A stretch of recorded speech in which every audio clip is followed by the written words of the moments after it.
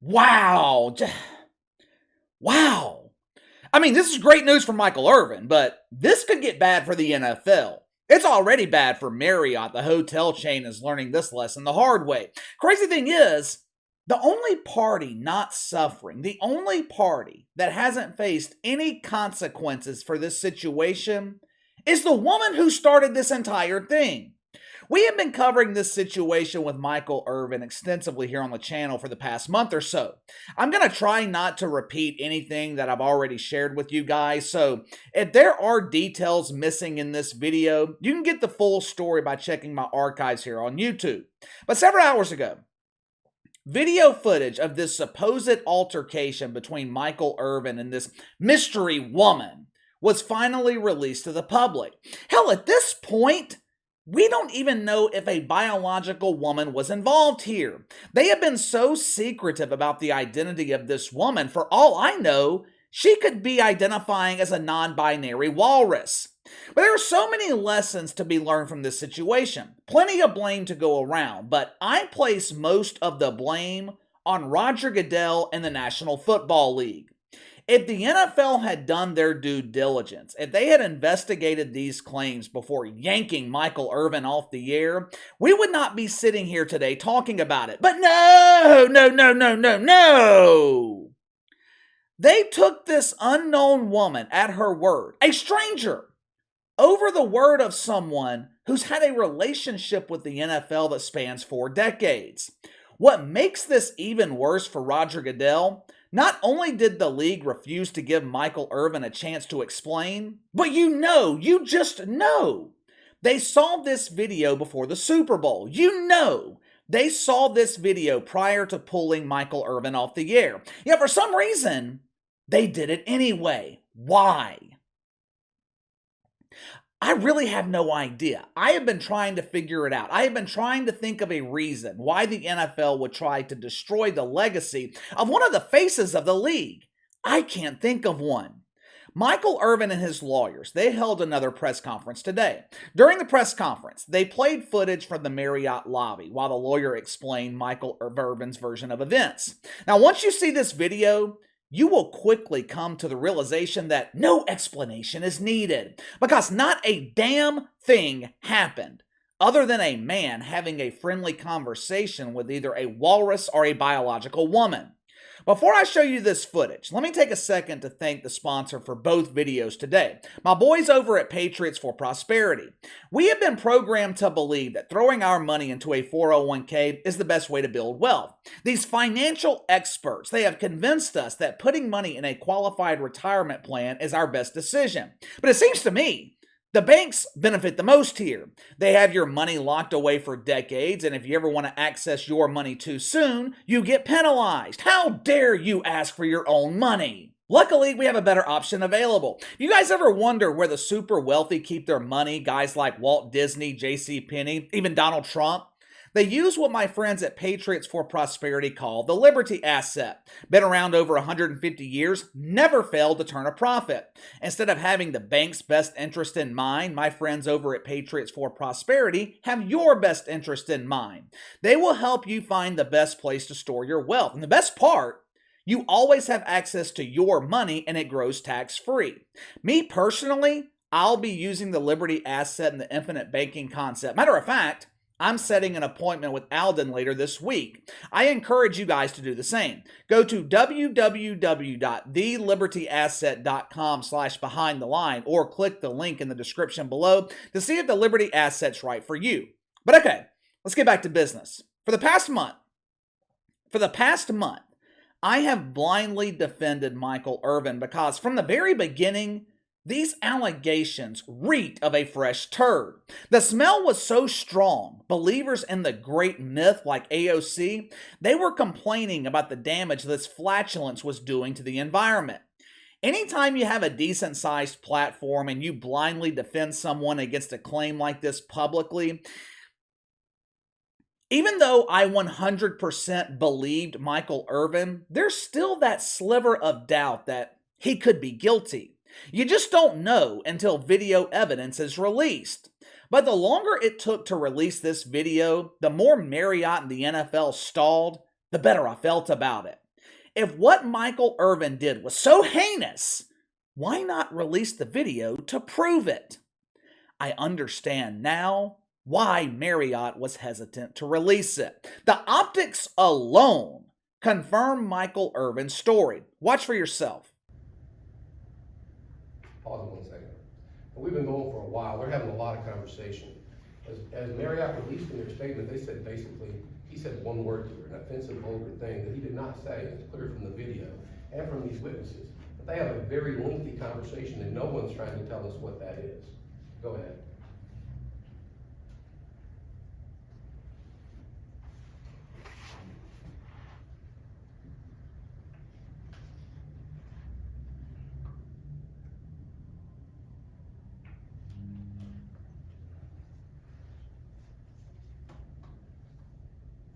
That's where she tells some kind of joke, I believe, to him. You see him kind of bend over.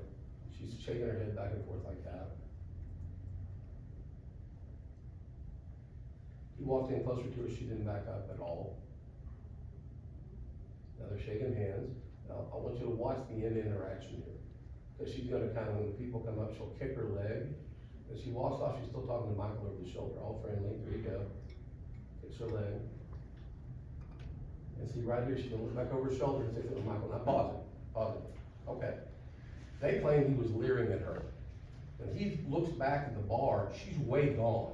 Because you're about to watch, she's gonna go over here, and that guy is gonna go he's gonna get very visibly upset with her. And basically, there's somebody who's, I don't wanna use the word abusive, but there's somebody who's really being forward to her. It's this gentleman here. It wasn't Michael. So watch what happens. Okay, go ahead and roll the tape. You see him grab her, and she falls, not pausing. Now Michael's looking over there for the first time. He's not watching her. He's talking to these guys. You'll see in a second, they turn around and they start talking to him. The guy in the white hat. Okay, go ahead. See?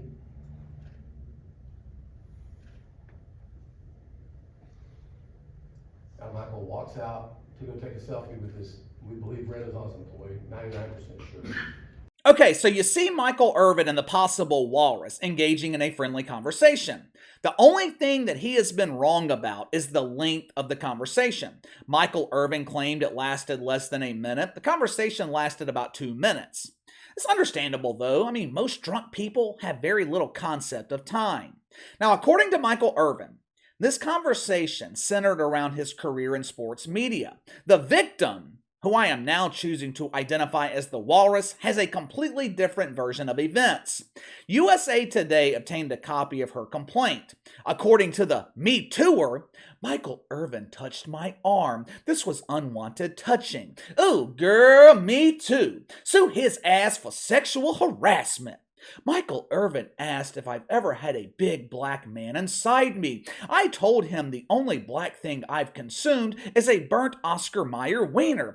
Ooh, girl, me too. Those burnt wieners are delicious. This filing also stated the supposed victim was uncomfortable when Michael Irvin touched her arm and immediately took a step back.